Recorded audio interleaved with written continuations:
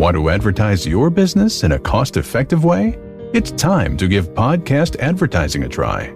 Research shows a high rate of podcast listeners made a purchase as a result of an ad they heard on a podcast. Visit podbean.com/brands to launch a cost-effective podcast advertising campaign in minutes. That's podbean.com/brands. Hello and welcome to episode 85 of the world's first Paul Weller fan podcast. I'm Dan Jennings, and 10 years ago I gave up my live stream and career as a radio presenter with one big regret: never getting to interview my hero, the legendary British musician Paul Weller. This podcast exists purely to solve that issue. Welcome to Desperately Seeking Paul. In this episode, delighted to be joined by actor and musician Max Beesley. That's right, we are heading to Hollywood, a proper bona fide movie star on the podcast, and some great TV drama from him over the years as well. We're talking Bodies, Survivors, Mad Dog, Suits, Homeland, Jamestown, The Outsider, and much, much more. As a hugely in-demand session musician, we're talking Misha Paris, George Benson, Jamiroquai, Brand New Heavies, Incognito, and many, many more. Plus, he refers to Paul Weller as his very first boss. Now, one of our listeners, Matthew Walsh, aka M. Walshy on Twitter, sums this up perfectly. He said, "This should be good. From the Paul Weller movement to a cameo in the On Sunset video, and memories of Max going for it during Tin Soldier on the live VHS. Looking forward to this one already." Well, you and me both. A real joy to speak to Max on the podcast. So many stories and connections of Paul through the solo years that you're going to love. So let's get into it. Max Beesley, thanks for joining me.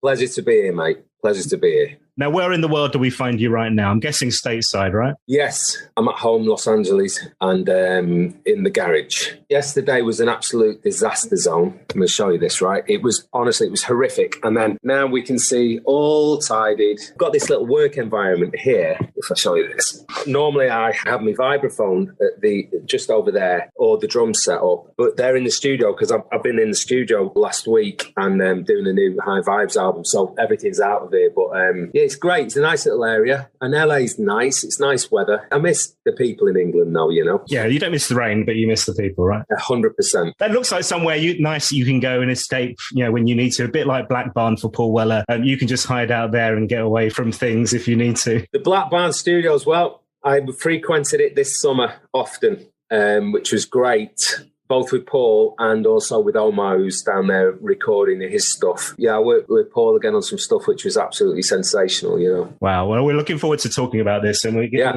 into all this. We have to go right back to the beginning, though. So this love of music, don't you like playing drums from the age of 4 or something mad? I think my dad gave me drumsticks when I was 3. Yeah. And then we inherited a piano because we weren't rich. You know, we couldn't afford a piano, but we inherited a piano when I was about 7. And both my parents, my mother was a jazz singer, and my dad is still, he's an actor, but he's a jazz drummer. He's a terrific player. My father said to me, "You've got to learn piano because more than anything, you'll never go for one for food. If you can play piano, you'll always be able to sit down somewhere, play." And, you know, and I was like, even at that age, I sort of got it. And then, so yeah, I started that. And I was from Burnage, you know, in South Manchester. And for me, I loved it.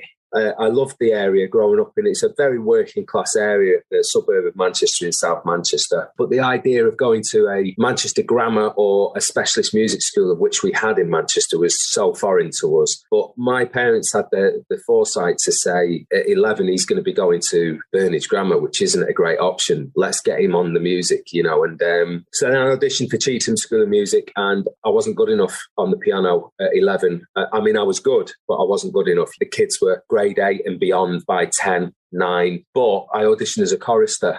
And the school, they bring you in as a chorister from 11 till 12, and you work within the daily parameters of what the school provide and their education system and so on and so forth. But when the voice breaks, you have to re-audition. I was going to say, what happens come puberty, right? Yeah. Yeah. So, and if you're not up to standard with your contemporaries in the class, you lose your place at the school, which would be heartbreaking, you know. Yeah. So I pursued percussion and tuned percussion and took piano as a second instrument. And then thankfully, when the voice broke, I got the scholarship scholarship again, which was just a godsend, man. Very lucky. Wow. And when you talk about percussion, I mean, there's a lot to it, isn't there? And I saw a little clip of a video that you did with Gary Barlow when he was doing his little sessions and stuff. And it was brilliant because the amount of things that you're playing there was incredible. So talk me through what's in your repertoire when you talk about percussion. Well, at that place at Chetham's, it was classical percussion. So it's an orchestral. It's whatever you would play as a percussionist in the orchestral section, which would be either timpani, snare drum, cymbals, glockenspiel, xylophone. You learn all these trades. Most importantly, they drill in rudiments, snare drum rudiments, so you can get that nailed. And tune percussion. And at the school, at the time,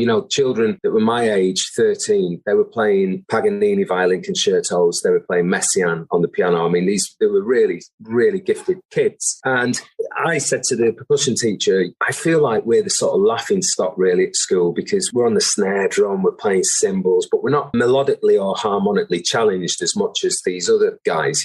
Why don't we play flute sonatas and Paganini on the tuned instrument? Why don't we do that? He was like, okay. And he gave me I remember it was a flute sonata in C, and he said, let's play on the vibraphone. And so I started. That has now continued for years. I think the percussion section there gets lauded all the time, which is great. But as a session musician, if you're a percussionist, people joke about, you play tambourine on that, did you, or triangle? Well, if you're playing Cuban triangle, it's very difficult. If you're playing Brazilian triangle, so what you do is you learn all aspects of congas, bongos, timbales, handheld instruments, percussion instruments, and then you go into areas, so Brazil, Cuba, the Ivory Coast, Dakar, for djembe playing, and you spend years really trying to get good at most of those elements if you want to be a session musician, which is what I wanted to do at the time. So, that's what I focused on. And of course, the drumming and the piano. Piano is a percussive instrument. And so it was a perfect marriage for me. And it wasn't until I was about 17 that I went, vibraphone seems like a really natural progression from drums and piano. It's percussive, but it's also harmonic.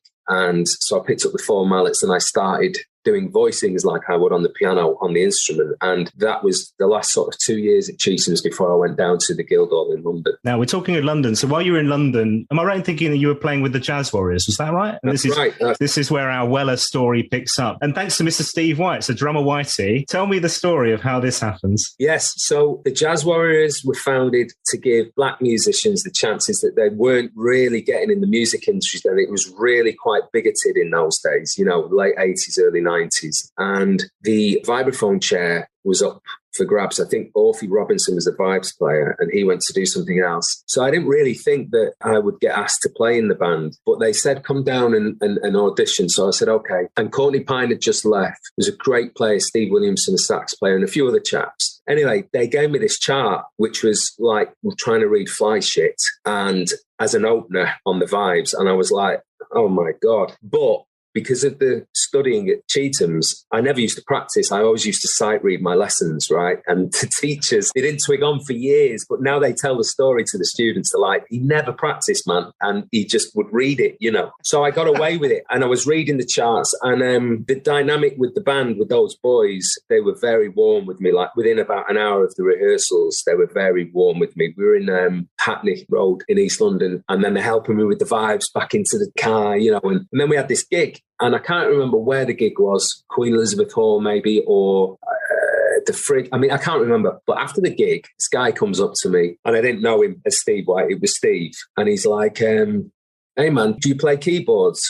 And I says, yeah. And he said, did you play percussion? And I says, yeah. He said, where are you living? I said, I'm in Catford. It's horrific. He went, can you get to Solid Bond Studios? I said, I've never heard of it. He said, okay, it's Marble Arch. Friday, I want you to meet someone I'm working with. He's looking for a keyboard player and percussionist. The vibraphone might be interesting because he really likes vibes as well. But it'd be as a pianist. And I went, yeah, okay, who is it? He said, it's Paul Weller. And he dropped it on me like I'd know. And I had no idea who Paul was. He said, but before Friday, there's a party at the studios on Thursday night. Why don't you come? I said, okay. So I go to Solid Bond, which I loved. I loved that place, man. It was outside. It was rammed with people, a lot of faces that are still around to this day, And then I saw just down the side, outside the kitchen area, this guy walking, so enigmatic. And I went, oh, I recognize him. He's cool. He had like a nice little bowling sort of mod T-shirt on, and he just looked mint. And I went, that's that's Paul. Okay, now I remember. Oh, the Star Counts. Oh, and then it all dropped in, you know. But I kept quiet because I was shy, like. And then I've not really told many people this story. It was a brilliant audition. It was so funny. The next day, I got the tube back up to Solibon and I walked in. And Paul's dad was there, bless his soul, John, who was just fantastic to me all my life as a kid, you know. I loved John a dead lot. He was a wonderful, wonderful man, you know, really very fond of him. Just a straight shooter, and he was the governor. And Kenny was in there, the tour manager, and John was in his office behind his desk, and he went, just through there, Sam. So I walked into the main recording area, and there's Paul on guitar sat next to the grand piano, and in that studio, it was a big old main studio. There was a little doorway and then the control room. He said, how you doing? I said, I'm fine, you know, and I was such a young kid, man. And he said, do you want to play a couple of things? And I was like, yeah, okay. And he started playing That's Entertainment on the acoustic, and I'd not heard it before. I didn't know it. I'm listening to the changes, the chord changes, and I'm going, and I think I might have just gone think just to see what key it was in. I went, oh. Then I went, just started playing simple with him, you know, and he went, nice. And I might have played something else, can't remember what it was, carried on playing. He said, 1 second. He went out, and then he said, he came back and he went, go and see me, Dad, will you? And I went, yeah. I walked into the office and John had this big desk, you know, and he looked like this matriarchal king-like figure, you know, and his exact words was, basically, Paul wants you to do the gig. I went, okay. He said, it's going to be great. We'll give you a monkey a week.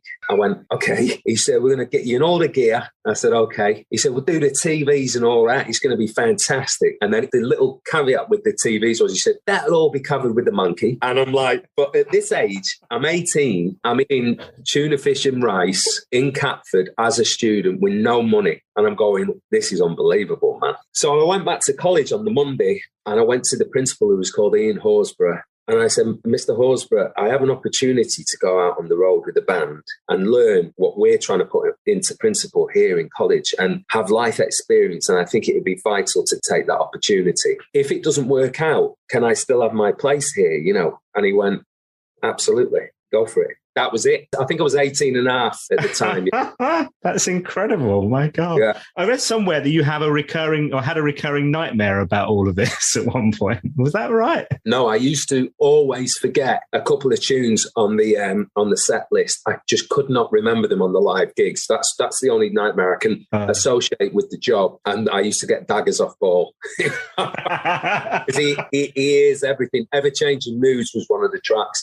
I just couldn't remember the chord changes. I just couldn't remember it. But other than that, the experience, obviously, it was my first experience as a session musician, but Paul was very keen to make people feel a part of the band, you know, and the way he looked after us was paramount. It was a sort of gold stamp and start of what I would expect with different bands. And then both he and Steve, actually, Steve was very protective and supportive because he too had been, I think he was younger than me, he was 17 or something maybe when he joined, I can't remember, but he was fantastic with me, you know. You mentioned the clobber, so they kitted you out in all the gear as well, did they? Yeah, got all the gear. We got all the gear. We had the bowling shoes, the beautiful, like the strides, everything, Duffer St. George gear. We had loads and loads of stuff. And I told Paul like this when I saw him in summer, I said, do you remember that night we went out in London? You had this beautiful white Duffer St. George top with a red little line. I mean, he looked immaculate, you know, and I've got a glass of wine. I've gone, this is amazing. Roll over it, ruined that. It was brand new that day, you know, it was horrible. He went, I think I remember, Maxie. Yeah, I think so. I've never forgiven you.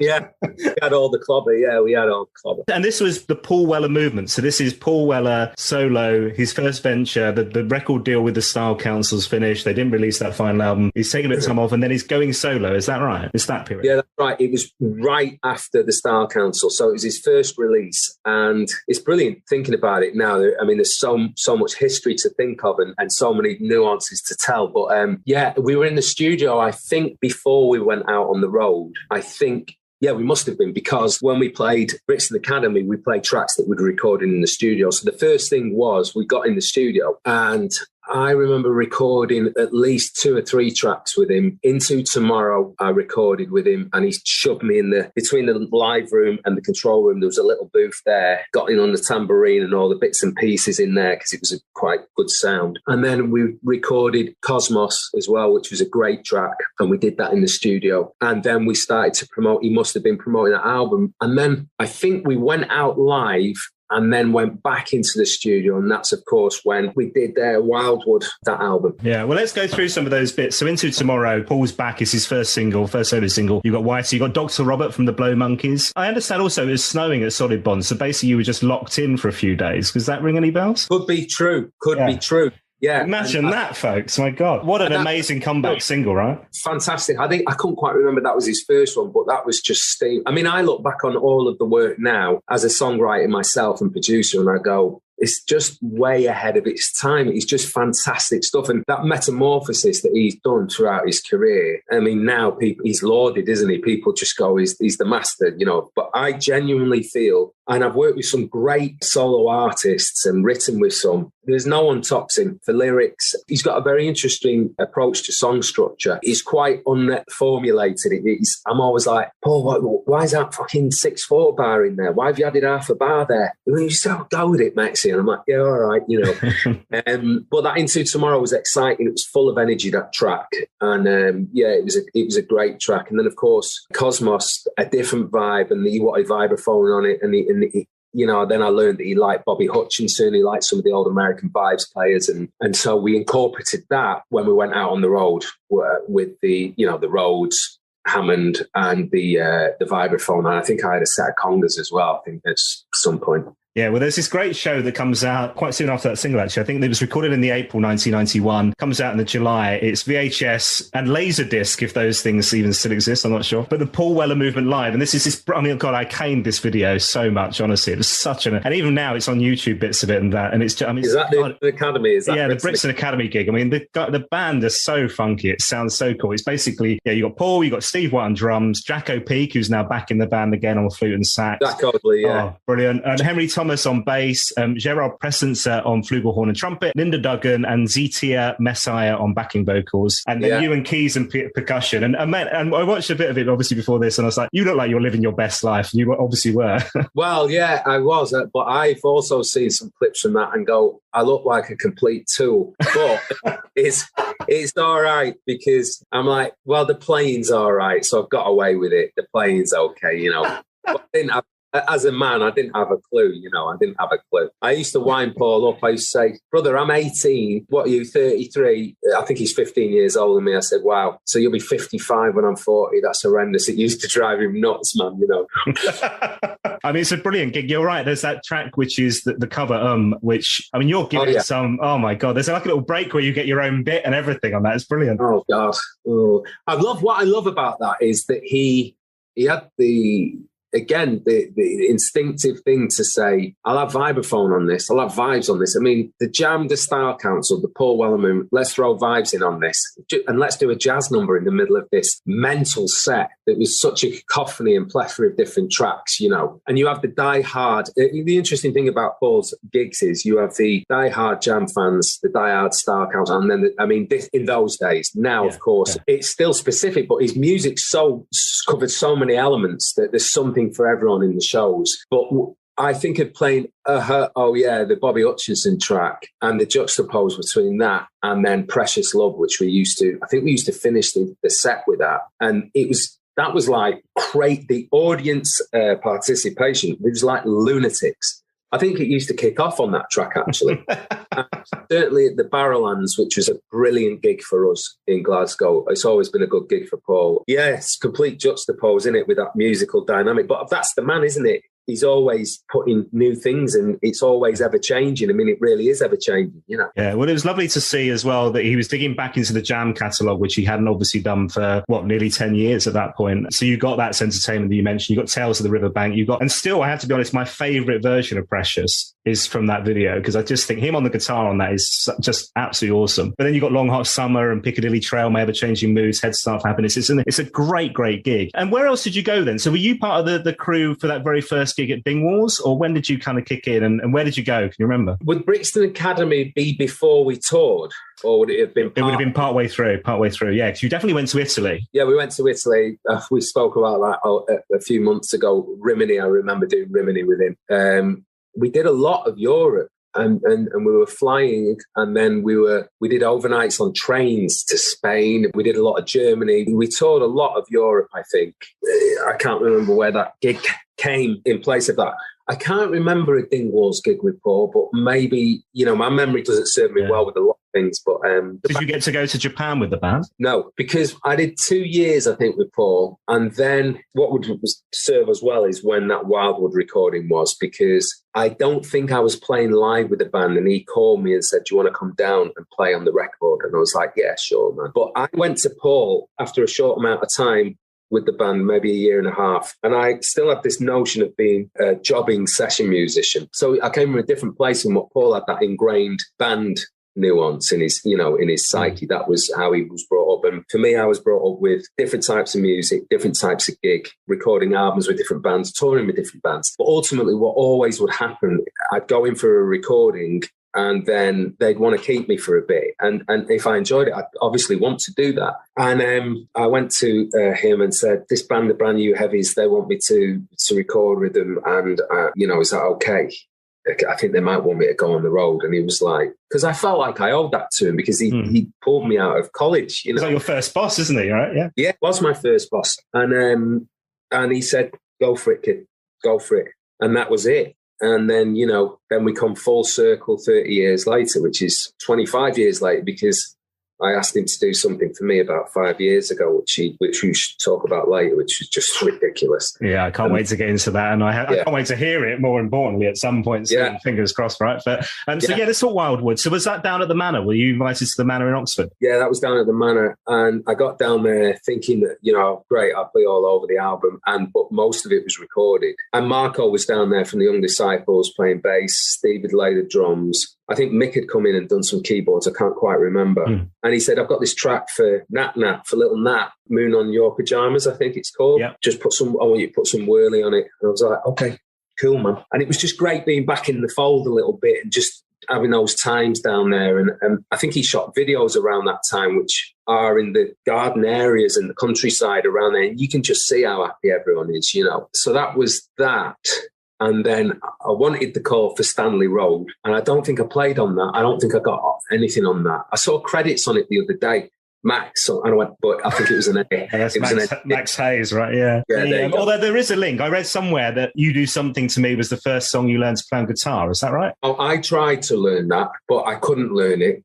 And this was years later when I was on the road with someone else. And the solo artist I was working with, right, was trying to learn guitar. And we were always competitive. And he was like, you can't play guitar, can you? And I was like, I can't actually, no. We went, okay, cool. So he starts learning, and he's a week in, and he's like, this is nightmare. And I went, So I went to the guitarist in the band, and I went, Gary, do us a favour. Teach us Blackbird, will you? And he went, the Beatles.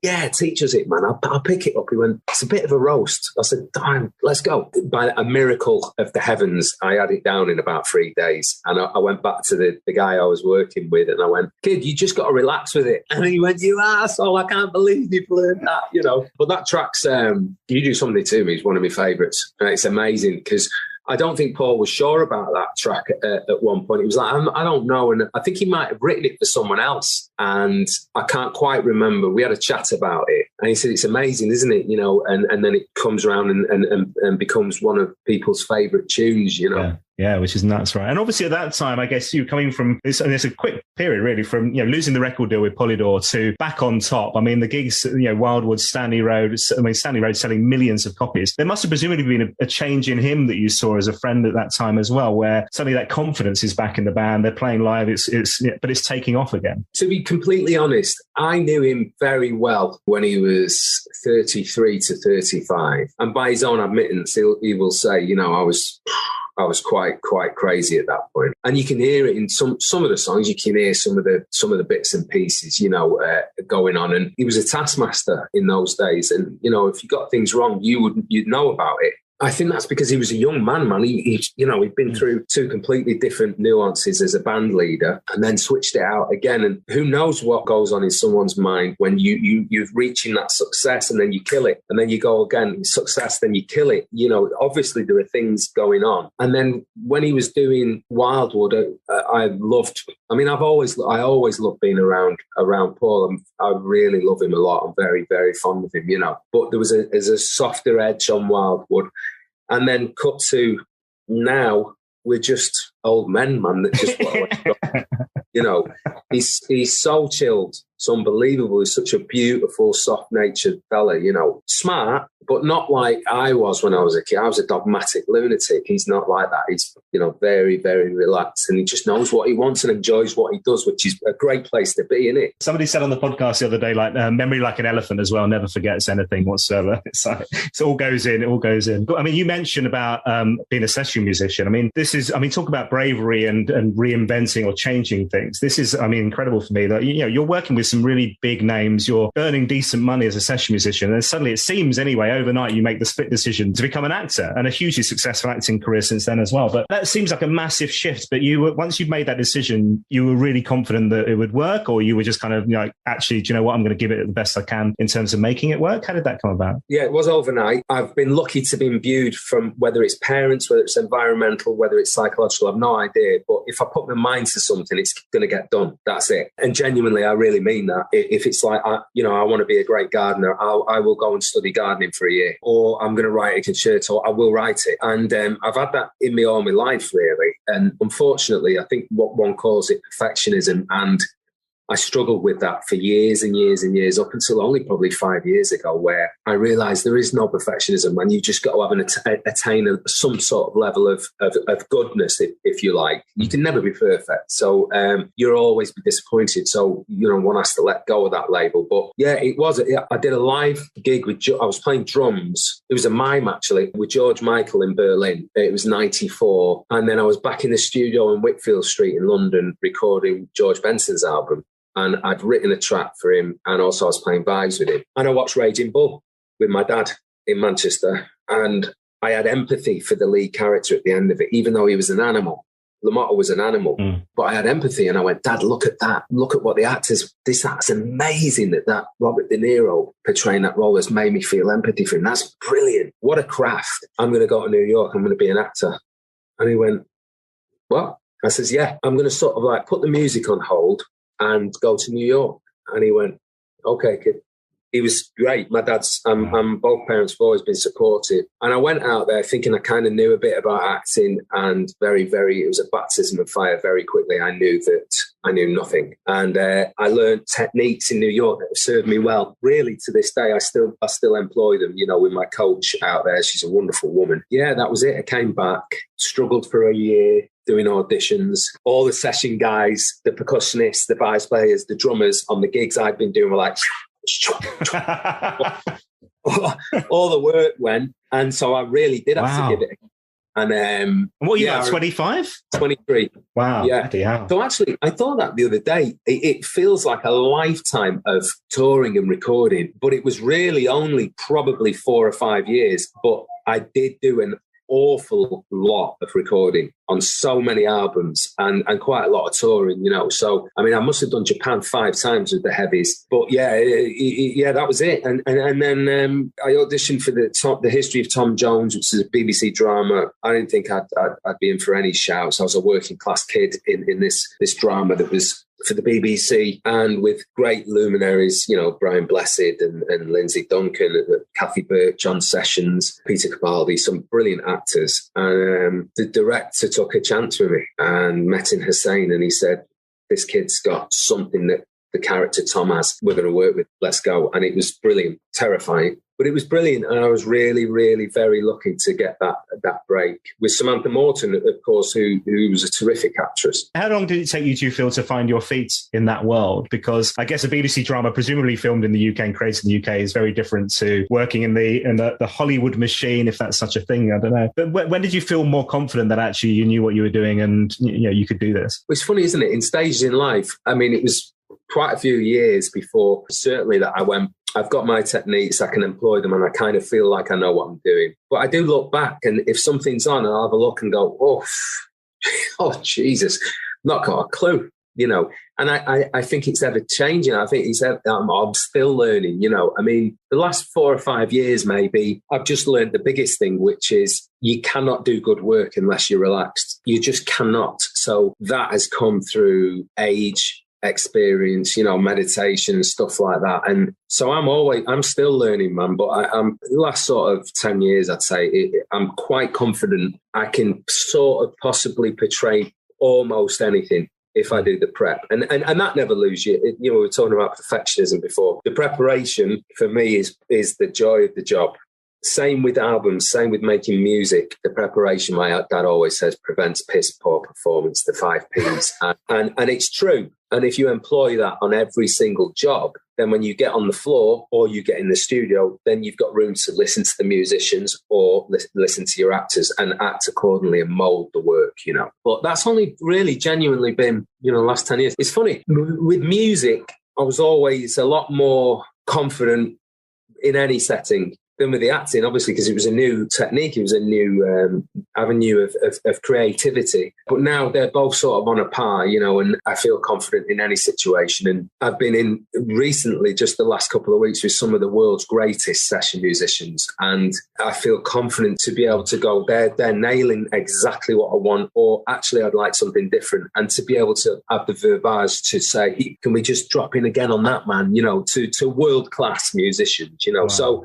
So only recently, I think, really, if I'm honest with you, and there's still room to go, you know, with the learning. I love the fact how you're mixing the movies and TV, and it also feels like, you know, you're very vulnerable as an actor, aren't you? Because particularly on a big screen, right? So everybody's watching your performance. They're sat in a cinema. There's nowhere for you to go. It's not like there are any distractions that you can have, and you know, you've got to put everything into it. But there's some amazing parts that you had. There's one I wanted to talk to you about particularly, which was one of the really early works from Jed Mercurio. So we know him now from the massive success that is Line of Duty.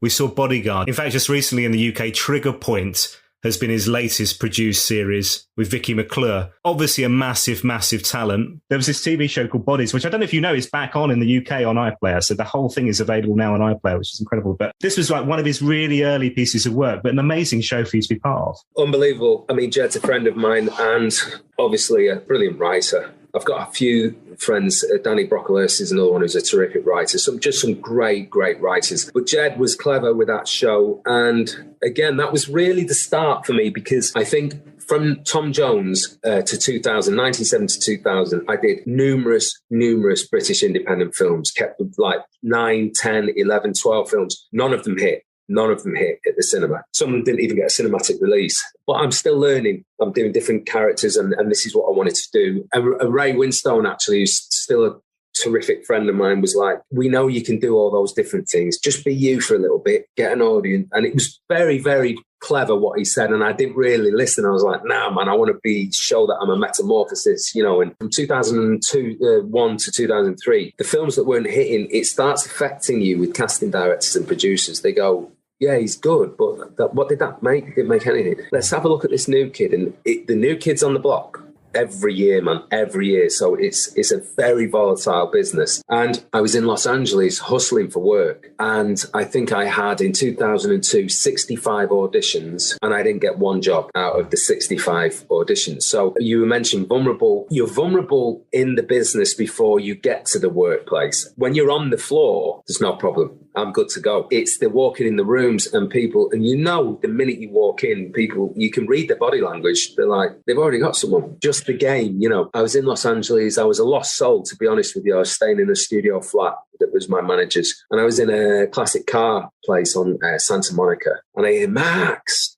and I turned around and it was Robbie Williams. I was forlorn because I was like, oh my, I just needed that, a friend. And I've known Rob since he was 12 years old, you know, come up to the house. And what things led, and I ended up staying. He said, you should stay with me, man. Don't stay down there. Stay and live with me. And I was living there for a year and a half, 2 years, you know. And he said, I'm going to go out on the road. Do you know any percussionists? Joking. And I was like, yeah, I mean, there's a couple of good players, but I should do it. And he went, course you should do it, you bellend. He said, come out and then we'll do a little bit on piano as well. I was like, cool, all right. And we did the tour, and he was very gracious and wonderful, and it was just brilliant. It was a brilliant tour.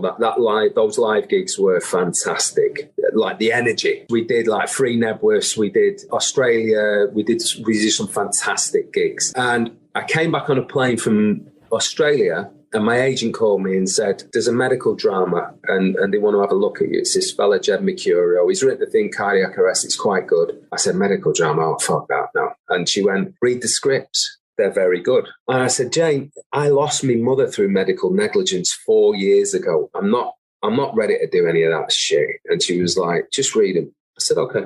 So we're on the plane back from Australia and start reading the first scripts. And I'm like, fucking hell, this is excellent. And I've not read scripts like it before, you know. And I got back, and I've not really told anyone this story either. And then I got back into my flat in Hampton Court, and I phoned my agent up and I said, I'm not feeling well. I'm not coming in for the audition. She went, get in a cab. I'm telling you, you're in for chances here. They like you for it. And I went, nah, I'm not feeling good. I put the phone down and she was angry. And I was in my house, and in my house, I've got these pictures on the wall. I've got a picture in the middle of my mum with red hair, beautiful. Like, it's a gorgeous picture of her, you know. And I swear to God, I just went, dink, and she went, get in the fucking car.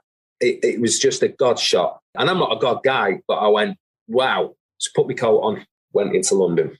Got there. Now, I'd been out of the mix for a few years, but I used to get offered roles, just, do you want to do this? And occasionally I'd audition. After sort of the first 2 years, I'd still have to audition, and I don't mind audition. I think it's important because producers can't see what they want to see. So you've got to go, here's what I think is me, you know, I think it's right. What do you think? You know, I got in there. There was 10 guys, 10 women. And I'm like, the fucking hell, this is like being in LA again. And I'd just had 2 years of like soul destroying things, you know. So anyway, they call me, and Jed's in there. A guy called Gareth Neame, who was the head of drama at the BBC, who I ultimately ended up working for many more times through my career. You know, he's terrific and a friend of mine. I went in with this girl, Niamh McIntosh, and we start reading. And we do the scene, and then she shouts at me, and I tell her to fuck off, and she gets out of the room, slams the door. It's none of it scripted, but it was, and I went, oh, that's good, that. And then they went, thanks, Max. You can wait. Okay. Then all the guys were going in and them walking out. So they're obviously being told, thanks so much. Thanks for coming in today. You can go home now.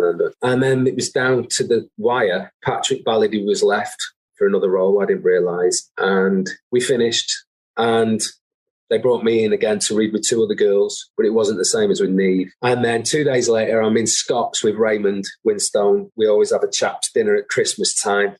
And he's like, you'll be all right, kid. You're going to get a bit of work, all right? And I went, I hope so, right? And it was the casting director, Beverly Keogh. And she said, well, congratulations. They really like you for the role. And I was like, amazing. And I went and did that job.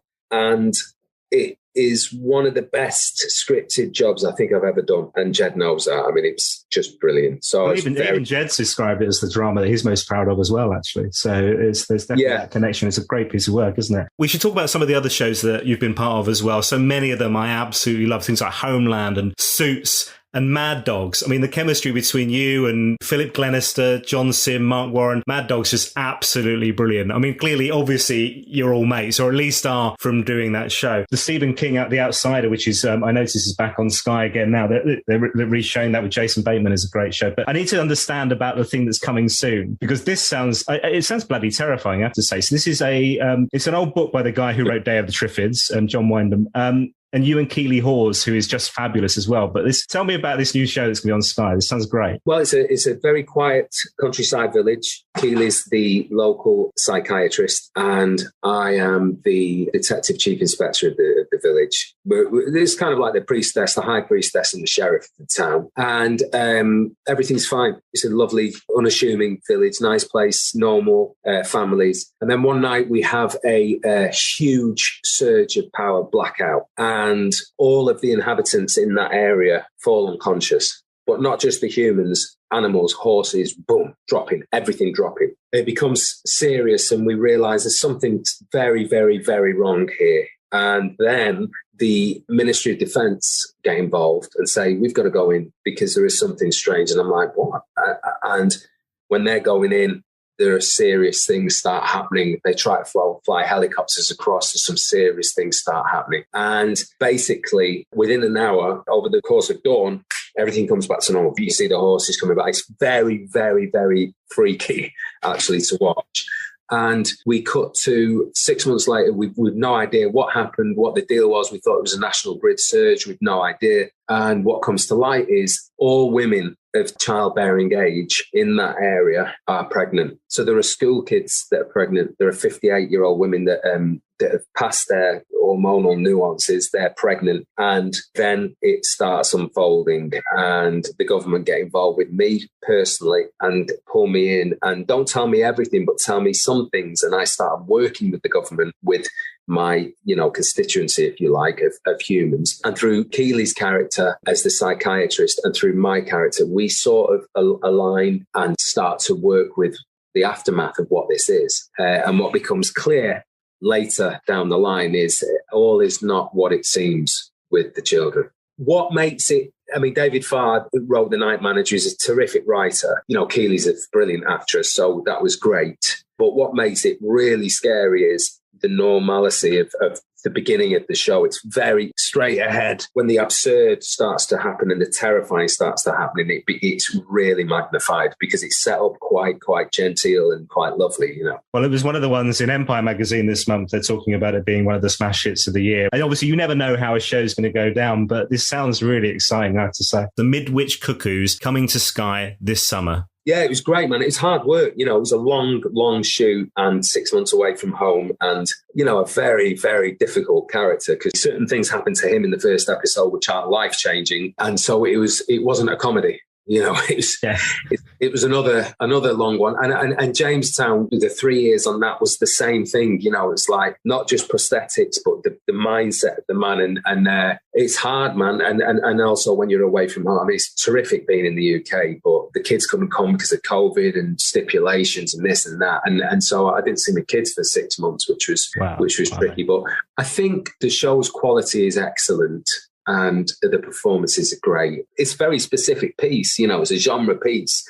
But for that genre, people I'm hoping will really like it. Now, there's one other thing that you have in common with Paul Weller, which is my understanding from talking to Eddie Pillar the other day. You're both a bit crap on scooters. Tell me about what happened on The Outsider. How do you know about that? Eddie Pillar, man. How is Eddie? He's good. He was good. He stitched Weller right up because Paul's only just passed his scooter license and now that's out in the world. Oh, he was giving it a go, Eddie, in the early 90s, man. He really gave it a go with the acid jazz and he put a couple of my buds out, which was great. And I'm fond of Eddie. Yeah, no, The Outsider was, I actually went in on Ozark, right, season 2, and it was a no. And I was gutted because I really liked the show. But then they pulled me back in for 3 again for a terrific role. I think we're in for chances on this role. It'd be great to work with that creative team. And he came down to the line and then that was a no. And I was like, oh, man. But then Bateman, I think, said to casting, check him out for this role. It's not a huge role, but it's pivotal at the end of the show. And I went in and auditioned and thankfully got the role for it. And but it'd been tough out here for work. So I was very, very grateful for the work, right? So I fly to Atlanta the 6 days before for a couple of makeup tests, a couple of bits and pieces. On my first night there, I'm walking to a restaurant. On the way, I see all these birds, these little thing called birds, these scooter electric, I'm like, what's that? And I was reading it. It's like,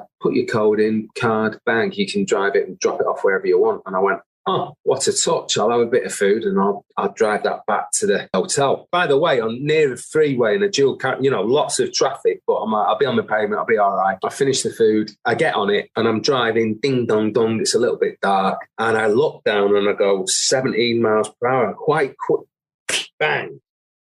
And as I'd looked down, I'd missed the edge of the pavement where there was an entry into a car park. And you know how they have those bollards in between where cars can go in and out? Like it was like a 10-foot curb. And I just went smack into the curb, bosh, full face headbutt onto the concrete floor. And I swear to God, I've never had a clump like it. It was, and then when I was a kid, I've had a bat here, I've had a cricket bat, nothing like it. And I'm on the floor going, oh, geez.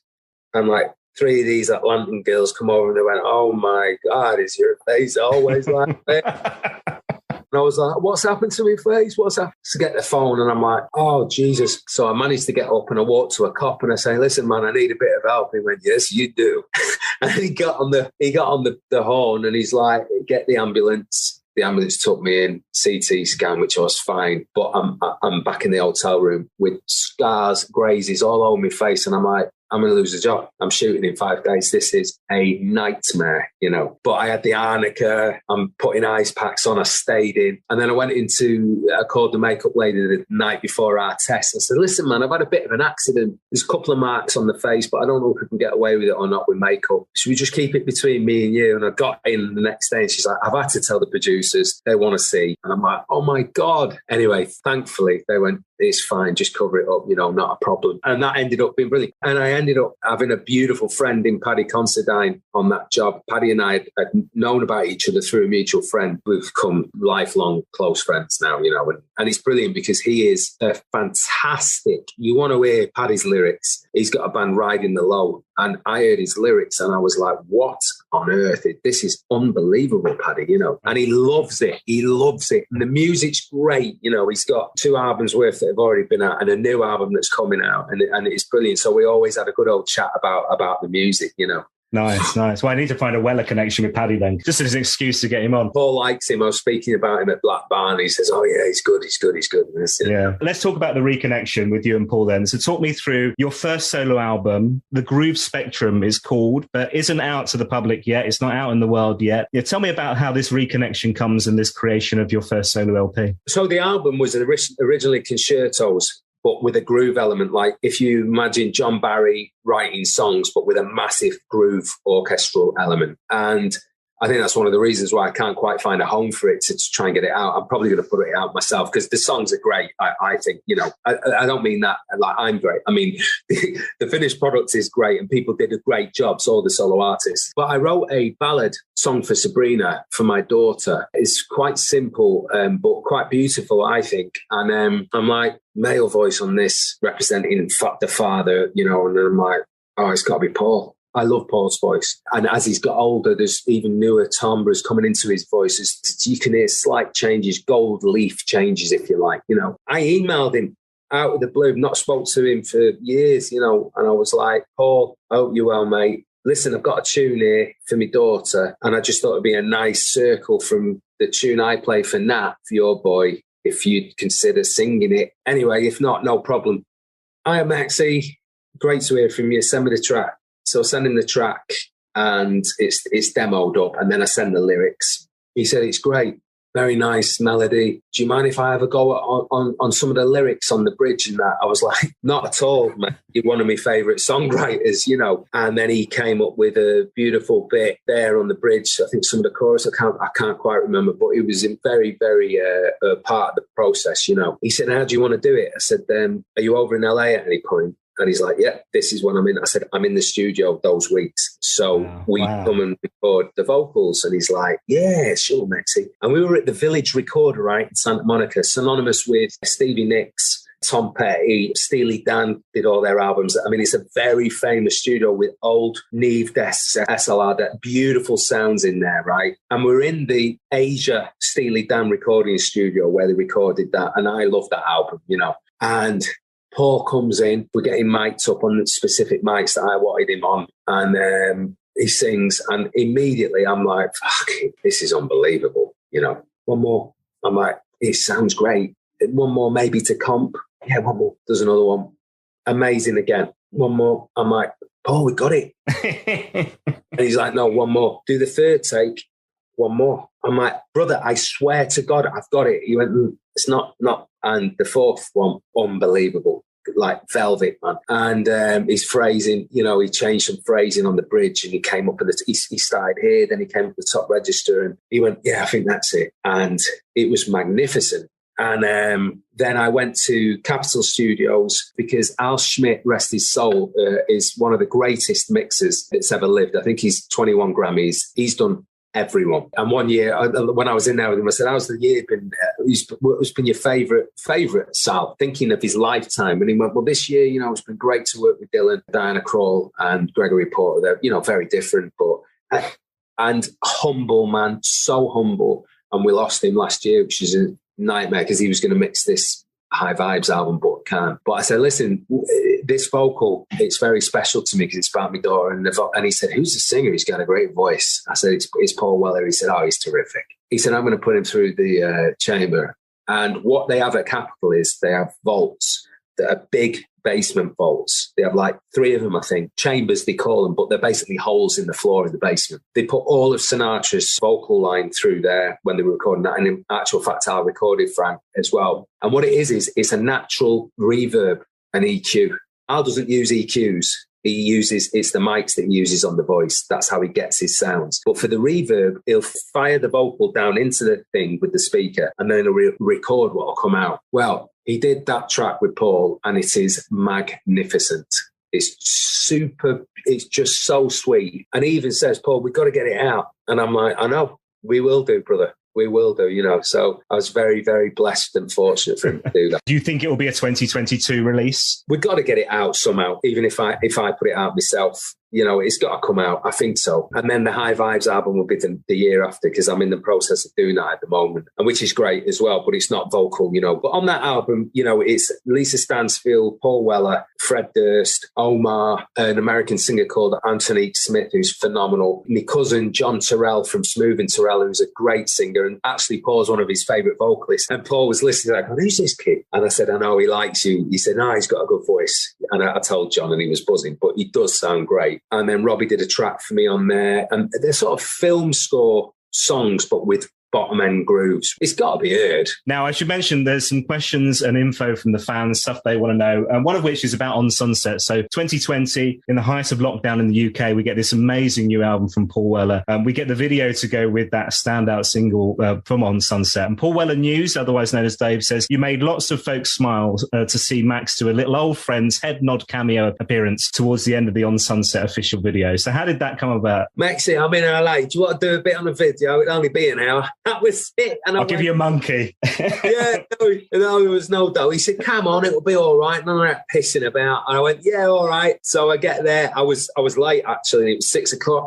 And the guy's running around the direct. We're going to lose the light. We're going to lose the light. I said, it's going to be all right, man. Where would you like me? He went over there. Paul's going to drive over it. And we were just laughing, you know, because he was like, he was looking at me and I'm like, how you doing? And yeah, it was just great, obviously, to be a part of it with him. You know, it's just another step in reconnecting and just, you know, embracing what we can together in these short lives that we are. You talk about connections. We mentioned Omar earlier on. Omar's been on the podcast. He was telling us all about his new album, bits of it, collaborating with Paul, recorded at Black Barn Studio. And really excitingly, you were there for some of it. So you got to spend time with Paul in his own studio, in his own environment as well recently. Yeah, I did. And, you know, we went to school together. He's one of my best pals. And didn't you share the lead in Pirates of the Penzance with Omar at one point, right? Jesus. Yeah, we did, brother. Yeah, we did. Yeah. He said, I'm down doing the album at Paul's. Paul's helping me with some of the tracks. And he's played a couple of tracks and I went, bang, what's that? That's steamy.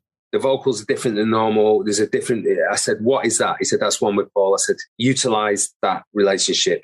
You know, I said to Paul as well, he's got to work with you, you know, because Omar's a genius. He's very, very, very, very talented. And he had some great stuff. But the freshness of Paul's approach to songwriting, mixing with Omar's, made it different, made it a newer thing. And I think that's important to always be changing. But I went down and played drums on some of Omar's tracks and then percussion, and they're steaming. This album of his is, I think, the best one he's brought out. I mean, it's fantastic. It's mature, real good songwriting, but with great sounds, you know. And then Paul said to me, Maxie, do you want to stay for a couple of days, play some vibes on a few things on my gear? And I was like, yes, I do. And actually, by the end of the first 5 days with Omar, we'd done what we were meant to do. And Paul, myself, and then me and Omar and our third best mate, Jerry Meehan, who's a bass player, who's a phenomenal player and producer and writer. He sat in there because Omar had him playing on stuff. And we all went, it's all right then, well, we've covered it. And I went, yeah, but it's 5 o'clock. Paul, Jerry, Omar, let's get in. Let's go. What do you want to do? I said, I don't know. Let's get on it.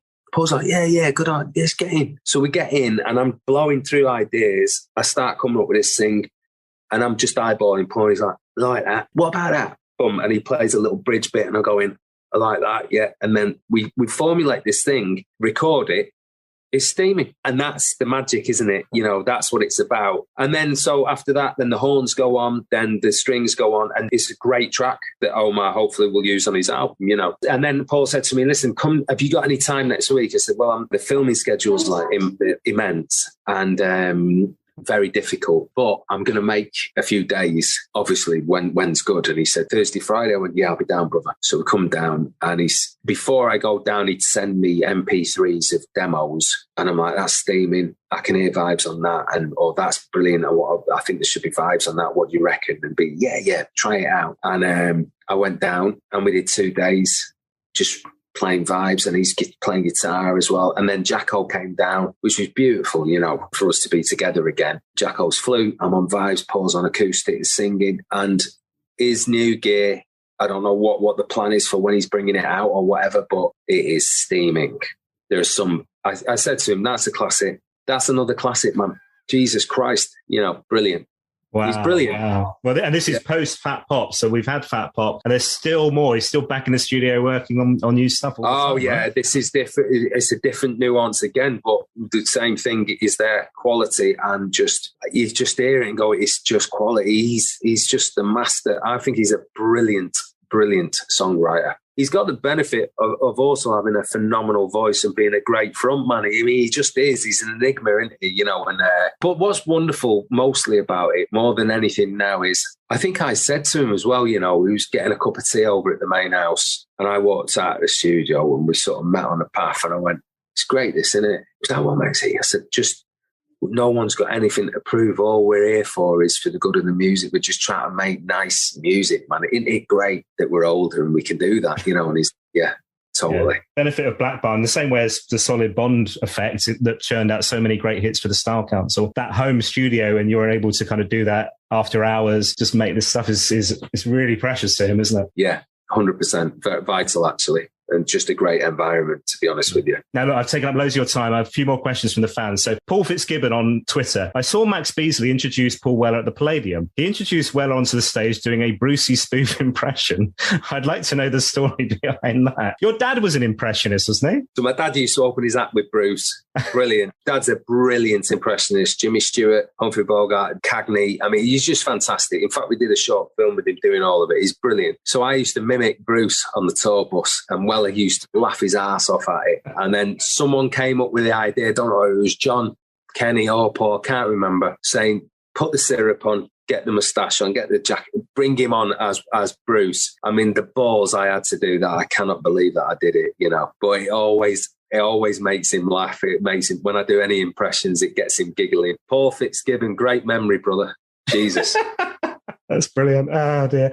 Daniel Drake, how influential was Max in getting Paul into Gangstar, the jazzier end of hip-hop and sample culture? I've heard secondhand that he introduced a lot of that stuff into the mix. Paul introduced me to Gangstar because Paul's ex-wife, Dee, sang on one of the albums, and it's like one of the really good, best songs I think Dee's done. It was fantastic. And I don't know if Marco introduced Paul to Gangstar from the Young Disciples or whether Paul was already on point with that. And he seems to be on point with a lot of these young things. But I think that he's the one that, even for I've written a screenplay, and for that film that's set in the 60s, Paul's sending me things like, what about Coltrane on this album? And I'm going, it's a great idea, brother, you know. So he's an aficionado. He's well educated on all aspects of music, and he put me into those guys, actually, ironically. Final question from Mick. If asked, would he ever consider going back out on tour with Weller? And if so, which other band members would he like to be involved? Oh, 100%. 100%. I said that to him. I'm envious I'm not coming out with him, man. Jacko's out with him. I think the band he's got right now are terrific. I think the two lads on drums are great. And Craddock, I really like Steve as well. Yeah, I said that to him. I said, you know, when you couple like a year or two or whatever, if you're going out again and you want some vibes and keyboards and stuff like that, let me know, man. I'll be there 100%. Love it. Love it. Max, this has been such a delight. Honestly, there's so many more things I could talk to you about and ask you about. And not least the Guy Ritchie film. Actually, we should mention this because I saw the trailer in the cinema the other day. It's out very soon. Guy Ritchie's new movie. Hugh Grant's the baddie again. You're in that as well, aren't you? Yeah, they asked me to go out, and it's fantastic. It was a small part, and then Guy's like, no, throw you in here. we do a bit in here, another learning process, much like a jazz album. That basically, I was an American in it, and Hugh Grant's consigliere in it, and improvising an American is another test. And so your bottle can go, but you just got to be relaxed and just try and do good work and be truthful to the moments. But Guy was amazing with me on that job. And Statham, I've known for 30 years on and off. He was amazing with me. The boys were fantastic and they gave me loads of space. So I was very fortunate to make something out of not very much, if you like. And they let me do that, so that was great. Well, it's a great cast. Aubrey Plaza's brilliant as well. I think she's such a talent. I think she's hilarious. She's one of the funniest women I think I've ever met. She's so talented. Her one-liners on the film set, I hope they all make the cut because they were absolutely golden. So I know that's out in March in the US. I'm not sure when it's out in the UK, but I'll put the notes in the show notes with all the details on it. Max, this has been such a blast. I have 2 final questions before you go. Yeah. You're allowed one Paul Weller song for the rest of your life. It can be the Jam, the Style Council, or solo. What are you going to go with? He might be annoyed at me for saying this, but You Do Something to Me is just pretty special. I know a load of people say that, but if I had to, if I had to go somewhere with it, it'd be that. And it'd be that. And, he wrote that song with me for my daughter, and it'd be that because it is beautiful. Final question then. The purpose of this podcast is not least to talk to amazing people like yourself with connections with Paul and stories of Paul, but it's for me to get the interview with Paul Weller that I never managed during my radio career. If it happens, Christ, it has to happen. We're on episode 80 something now. This is getting ridiculous, Paul. If it happens, what should I ask him? Why is it taking so long, brother? That's a great question. Also, it's great to reminisce, isn't it? It's also great to make new memories, and that became apparent when we were down there. We were making new stuff happen, man. It was just brilliant. You know what? He'll do it, man. He'll do it. I'm sure he'll do it. In fact, I called him and went, do you know about this? But what's the script? Is it all right for me? Oh, Max, no, I think it's kosher. I think the kid's good. Boom. Yeah. I went, okay, cool. So, I'm sure he'll do an interview whenever have you asked? You just got to ask. Well, yeah, I do need to just ask that. You're right. I'm having too much fun getting there, man. The journey's great. Oh, bless you. Well, you've made my Friday night that he knows about it and it's kosher. Oh, yeah. Totally. Max, it's been such a blast, man. Thank you so much for your time. I really appreciate it. Thank you for taking the time and for having a look at my life, man. As boring or not boring as it may be, I appreciate your time. Max, take care. Have a nice weekend. And thanks once again, man. All right, my brother. Thank you for taking your time. Loads of love. Well, there you go. Max Beesley on the podcast. My thanks once again. And yes, the main man says it's kosher. It's legit. It doesn't get better than that, does it? My thanks once again to Max for joining me on the pod. You can find more details on my website, paulwellerfanpodcast.com, on all the stuff that we talked about there. If you've enjoyed this episode, and heck, if you've got this far, you must have done surely, then please do share it on your social media channels, Twitter, Facebook, Instagram. It all helps to spread the word. And make sure you subscribe as well. Give it a follow wherever you get your podcasts. Apple, Spotify, Amazon Echo. Yes, you can ask Alexa to play the Paul Weller Fan Podcast, my friends. And if you do enjoy, leave a 5-star review as well. Thanks for listening. I'll see you next time.